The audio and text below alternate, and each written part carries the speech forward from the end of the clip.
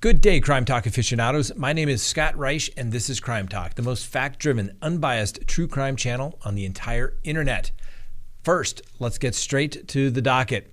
Michael Avenatti has a sentencing date. Second, Lisa Montgomery's execution has been stayed. Third, a Florida teacher arrested for abusing her children. Wait till you hear this. Fourth, Derek Chauvin is getting his own trial, something I'm not sure he wanted. And finally, our dumb criminal contestant of the day. Let's talk about it.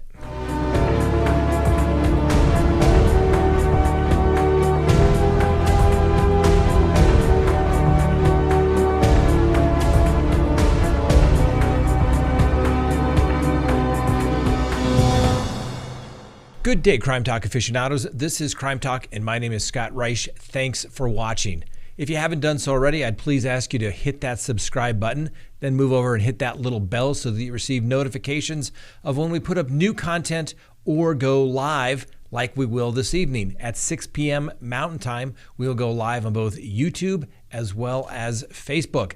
Please join us. Immediately after that, we will have our Patreon show where you can also call in and talk directly with me. First on the docket, Michael Avenatti. We haven't heard much about him in a little while since he was released on a bond, given the fact that COVID was going through the detention center where he was being held in New York, and now he's able to reside in California. Well, the judge has set a sentencing date for Mr. Avenatti, who was convicted of charges where he was alleged and then found guilty of trying to extort $25 million from Nike. As you may recall, Mr. Avenatti had a dispute with Nike and he tried to settle the case. And then Mr. Avenatti tried to get a little cushion for himself by saying, you know what? I could air a bunch of dirty laundry about Nike, but I'm not going to do that. Say, for example, if you hire my law firm and we're going to do an audit and we're going to go through and check out and make sure everything's okay, and that's only going to cost you $25 million. At that point, he was not representing his client. He was representing Michael Avenatti. And guess what? You can't do that. The attorneys for Nike were neither impressed nor intimidated, called the United States attorney, and guess what? Mr. Avenatti was charged and convicted. His sentencing date is now set for May 7th. Now, Mr. Avenatti still has legal troubles. As you may recall, he still has 2 fraud trials in Los Angeles where prosecutors say he cheated clients out of millions of dollars. He also faces a trial in New York on charges that he cheated porn star Stormy Daniels out of $300,000 in book proceeds that she never received. Needless to say, the bar is still deciding whether Mr. Avenatti is worthy of a law license. Somehow I think he is never going to practice law again. We'll keep you updated on his other trials as well as his sentencing, which is now set for May 7th. Next on the docket, a case that we talked about several weeks ago because Lisa Montgomery, a convicted murderer, was going to be the first woman to face the federal death penalty in nearly 7 decades. Her execution was delayed because her attorneys, who are based out of Tennessee, became sick with the COVID-19 virus, as well as where the execution was going to take place. There were also issues regarding having enough staff to perform the execution.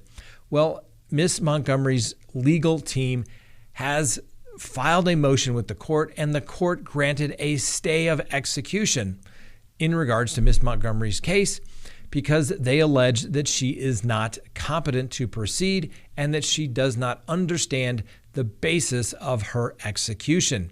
This is a very interesting issue because, as the United States Supreme Court has said, we are not going to execute people who are mentally slow in any way. Now, certainly someone that is going to be executed should probably understand what's going on in the legal process.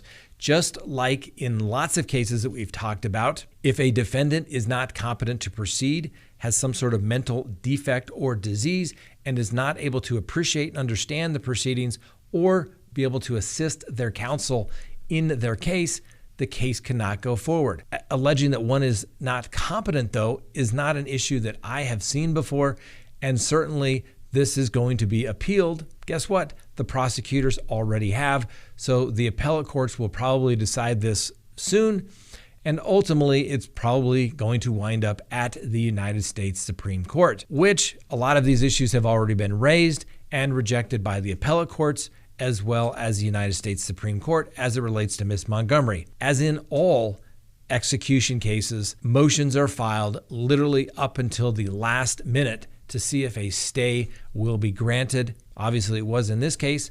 We'll keep you apprised of further developments. Next on the docket, a Florida teacher's in trouble. Now, we've talked a lot about teachers lately, and it usually means that they're getting a little too close to their students. Well, in this particular case, the teacher, Christina Retzenstar, didn't want her students to get too close. Apparently, several students refused to wear their masks, where the teacher then allegedly sprayed the children with aerosol disinfectant into the path of their faces and bodies. Well, in today's new world, that is completely unacceptable. And guess what? The police were called, and Miss Retzenstar was arrested and escorted from the school. Since she has no criminal history, she was given a personal recognizance bond, and she apparently has been a teacher there teaching disabled children math for the last 21 years, 18 at the high school where she was arrested. She, of course, denies anything in which she's accused of. We'll have to see how that turns out because apparently the classroom had a videotape. And if we can get access to that videotape, we will bring it to you. Let's take a quick recess from the docket. Please go to CrimeTalkSearch.com, sign up for a background subscription service. You'll be happy you did. When you sign up, you'll be able to search as many people as you would like to, and you can do it anonymously, which means nobody is going to be able to see it, and you're going to get a background report generated after literally millions of public records are searched, and you're going to get this report that's going to show social media information, telephone numbers, emails, criminal history, property records, divorce records, civil judgments, everything you want to know about a person if you're going to get involved with them. Things that if they reflect negatively, they're probably not going to come out and tell you. So check the people out. Go to CrimeTalkSearch.com. You'll be happy you did. Next on the docket, former police officer Derek Chauvin was originally going to stand trial with his fellow officers who were all charged in relation to the death of George Floyd. Well, the judge has changed his mind.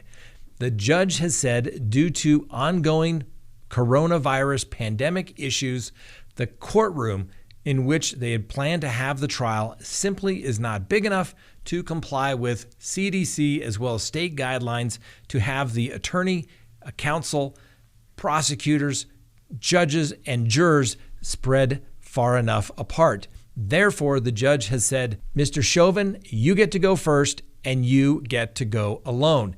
Needless to say, his co-defendants who had asked for their cases not to be joined are completely happy with the severance the court has now granted them, not even by asking for it. That's a pretty nice gift for those co-defendants.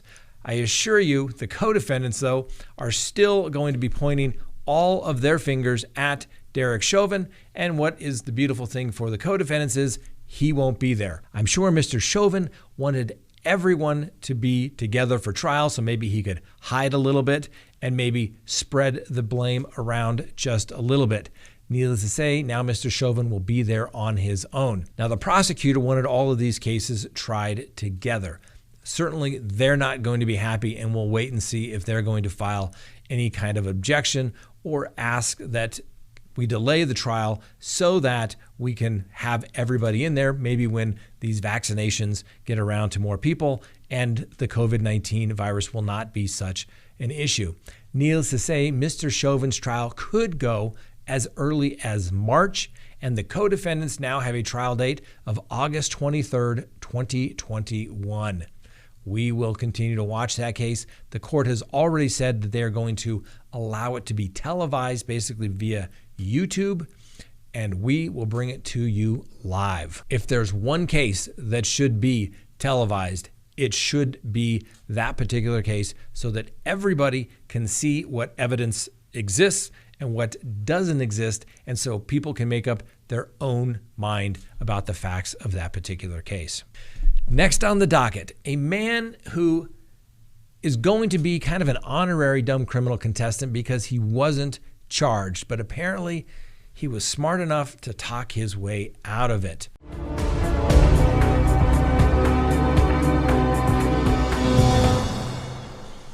Nathan Rock was blasting his music at 1:30 a.m.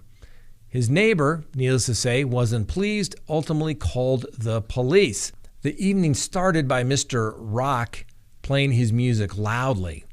Rock's 60-year-old neighbor told the police that Mr. Rock began playing the music loudly and was singing. That prompted the neighbor to text him and demanded that the music be turned down. Rock, who works at the Wendy's near his apartment, apologized, explaining that he was trying to practice singing as he intended on booking studio time in the near future to record an album. When the sheriffs arrived, he said that, yes, I was playing my music loud, but I was justified with my actions because, quote, you just can't play Led Zeppelin quietly, end quote. Mr. Rock apparently found a police officer who was sympathetic to his cause and did not charge him with disorderly conduct, but stated that if he did receive another noise complaint, he would be charged with disorderly conduct. Mr. Rock, you are our honorary dumb criminal contestant of the day, and if you are selected our dumb criminal contestant of the week, you will be the winner of a Crime Talk mug. Congratulations. All right, please join us this evening, 6 p.m. Mountain Time, when we go live, and then immediately after that, we will have our Patreon group. We'll be talking about what you want to talk about. It's your show. We'll be answering questions, so get them ready. We'll try to answer as many as we can this evening. Have a wonderful day. We'll see you tonight when we go live on Crime Talk.